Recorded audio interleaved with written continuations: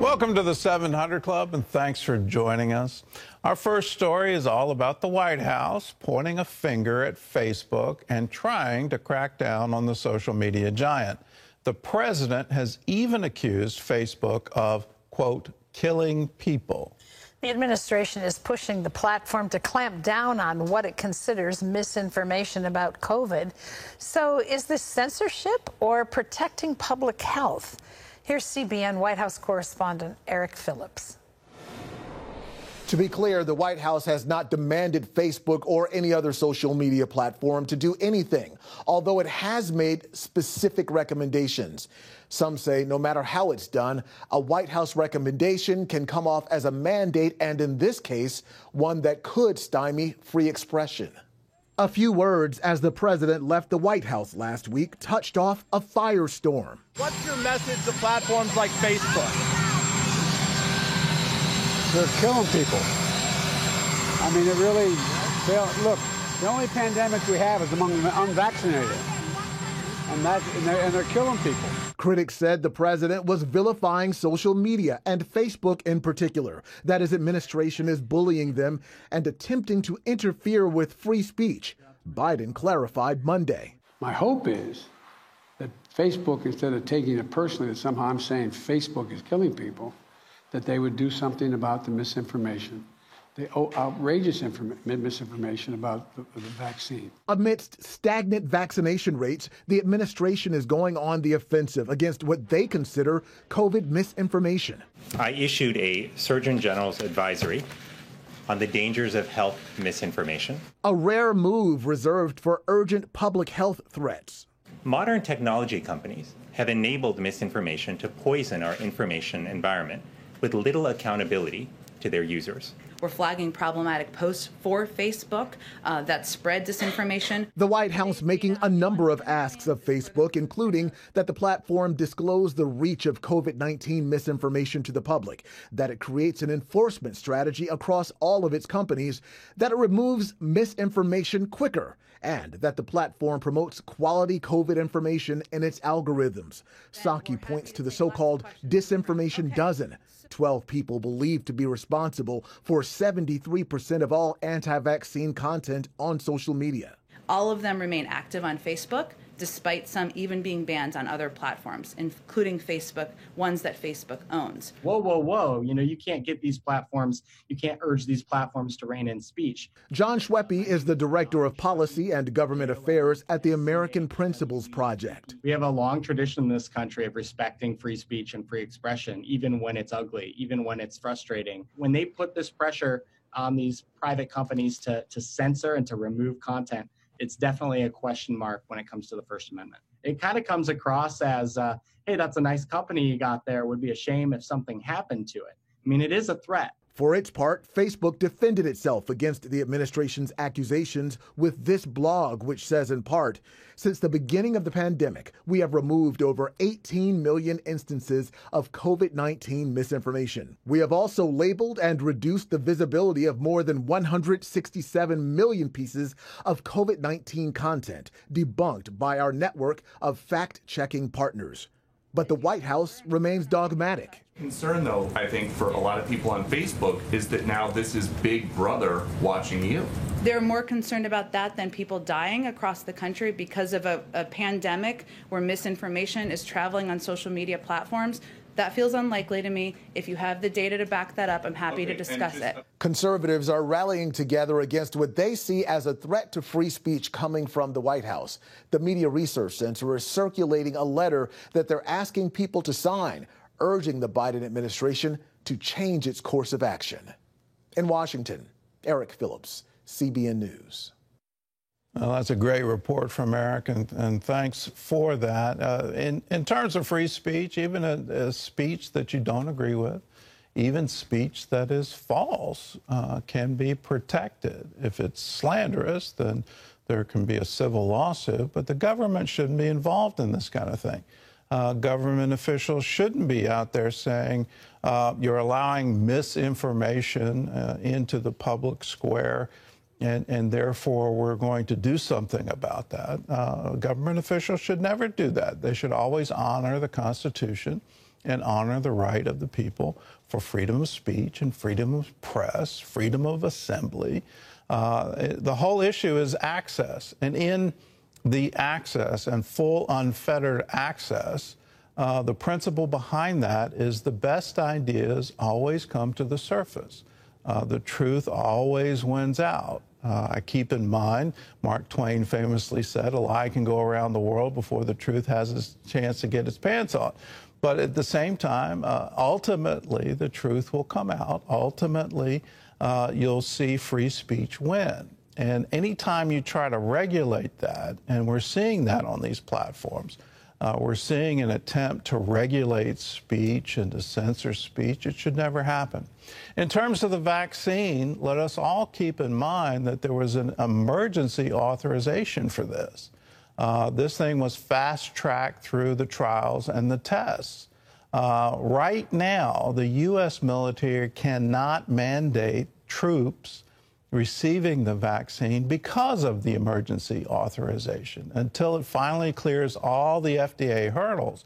So if you can't even mandate for troops that are going to be together on a ship at sea, which is a very contagious environment, if you will, if you can't mandate that, then the government should spend time. What's the final approval process? How do we get this fully cleared, fully tested? And then you can talk about misinformation. But until then, those who are cautious about taking the vaccine, I understand it. I understand your caution. At the same time, if you're in a high-risk group for getting COVID-19, please get vaccinated. Your life is in danger. And so please understand the risk. But the risk of getting infected, I think, is greater than the risk of the vaccine at this point in time.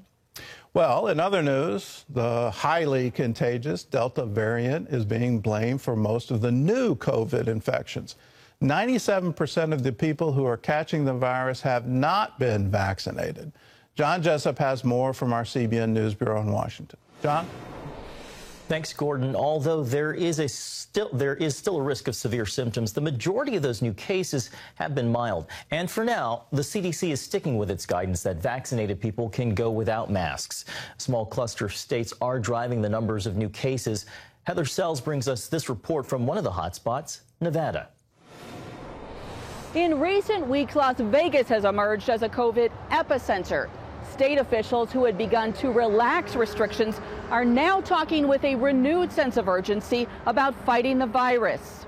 I understand all the risk, and I definitely want to get vaccinated at some point. Nevada now ranks in the top 5 states with the most new COVID cases in the last 2 weeks. Epidemiologist Brian Labus advises the governor on the virus and says several factors have led to the surge. Our vaccination rates are low compared to the rest of the country. When you take that, you add the Delta variant to it, you add the fact that people aren't wearing masks and that we're open at 100%, we have the right conditions for people to spread the virus. It's why some resorts and casinos are again requiring workers to wear masks. People are a lot more distant than I, thought and anticipated and stuff. People are very respectful. State health officials now also want folks to wear masks in public indoor spaces. In Los Angeles, authorities are warning people not to travel to Nevada. Labus argues tourists are not the big problem. The state's jump reflects only local cases, and most tourists go home before they can transmit.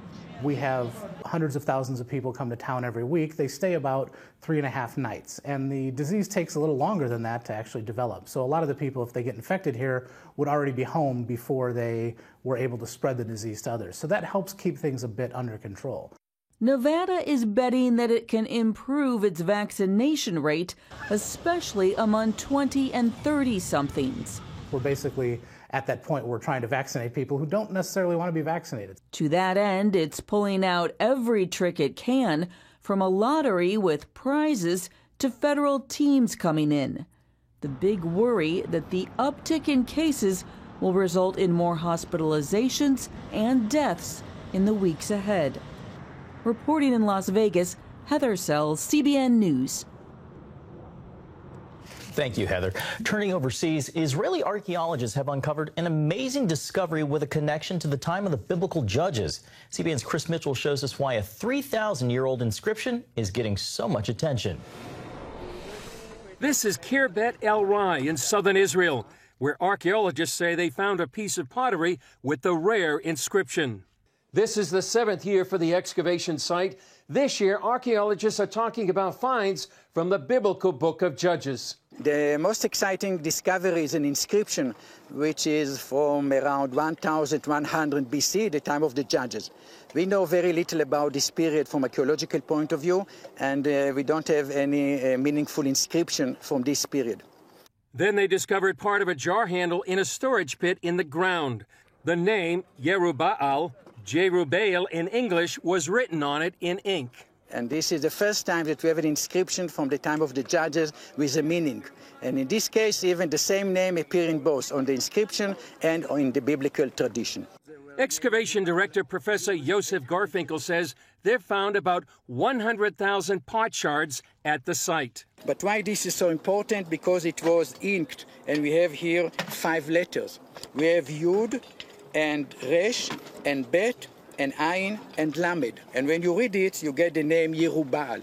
Gideon's father, Joash, calls his son Jerubbaal in the book of Judges because he tore down the altar of Baal and then defeated the Midianites. Archaeologists say the owner likely wrote his name on the small jar. They don't have proof that the inscription refers to Gideon of the Bible, but Garfinkel says it's significant because it highlights the historical connection to the Bible. So it's indications that there were historical memories embedded in the biblical text and passed from generation to generation. Several years ago, Garfinkel told CBN News he believes pottery dating back to King David and other findings point to Kirbet El Rai as the Philistine town of Ziklag, where David escaped King Saul. This year, about 25 local university students had to replace 100 volunteers kept away due to COVID-19 restrictions. Most are studying archaeology and are happy to be here. It's fun when you go into the field and then you see, oh, I do know, you know what I mean? You pick up something and you're like, I know what this is. I studied it in class and I know what it is. And they see the biblical connection. Dr. Yossi Garfinkel is doing a great job in actually proving the Bible is actually a historical story and not just mythology. This was meant to be the last season for excavating at the site, but Garfinkel says if they find more artifacts, they may keep digging. Chris Mitchell, CBN News. Well, I say keep digging. Gordon, what an amazing ancient find. It is incredible, and over the last 170 years, literally since the beginning of archaeology in Jerusalem, archaeologists have uncovered thousands of artifacts, and not one of them has ever contradicted the Bible. You can learn about some of these discoveries in CBN's latest documentary. It's the latest in our series called Written in Stone, and the latest is The Secrets of the Temple. It will reveal the secrets of the first and second temple, some of the treasures that were lost and now have been found. And all it is yours for a gift of any dollar amount. You can get instant 4K streaming access. We'll also send you the DVD as well, so you can have both of them. To get it, all you have to do is call us, 1-800-700-7000, and say, I want to have Written in Stone, and here's my gift. Again, it's just any dollar amount. What we're doing with your gift is we're putting that into the production costs. We're in production right now in Israel on the oracles of God. How did we get the Bible? Our first in that series is going to be on the Old Testament. And again, we're in production now. We need production funds to finish this project. So if you want to be a part of that, call us, 1-800-700-7000. Here's my gift of any dollar amount, and you'll get instant 4K access to the latest Written in Stone, Secrets of the Temple. Again, we'll send you a DVD copy as well. You can also text SECRETS to 51555 or go to cbn.com/writteninstone.